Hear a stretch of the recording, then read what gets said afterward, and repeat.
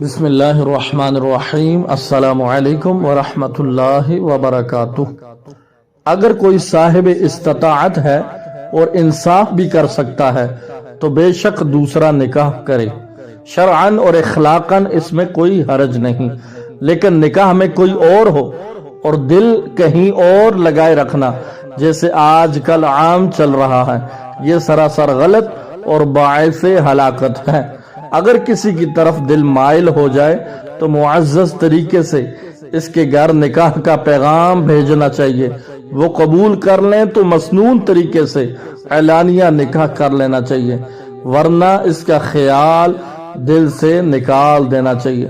چھپ چھپ کے میسج اور کالیں کرنا، ملاقاتوں کا سلسلہ رکھنا بندے کو بہت ساری ذلتوں اور کبیرہ گناہوں میں مبتلا کر دیتا ہے اور اس کی دنیا اور آخرت خراب ہو جاتی ہے۔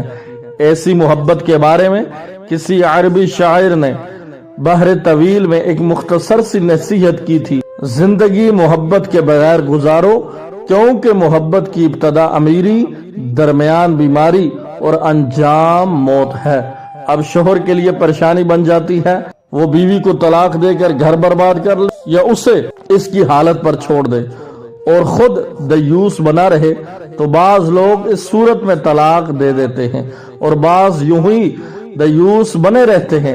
اس لیے اگر کوئی مرد ایسی حماقت میں مبتلا ہے تو فوراً اس سے نکلنے کی کوشش کرے، کوشش کرنے سے انشاءاللہ نکل جائے۔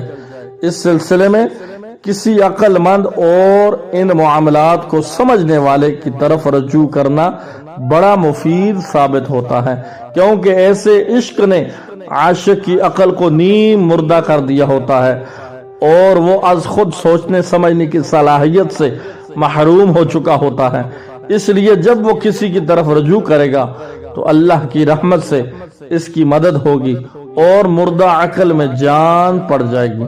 رب تعالی ہمارے گھروں کو امن اور سکون کا گہوارہ بنائے، اپنی بیویوں کے ساتھ ہمیشہ خلوص اور محبت کا برتاؤ کرنے کی توفیق بخشے اور ان کی حق تلفی سے اللہ محفوظ رکھے۔ جزاکم اللہ خیرہ۔ السلام علیکم ورحمۃ اللہ وبرکاتہ۔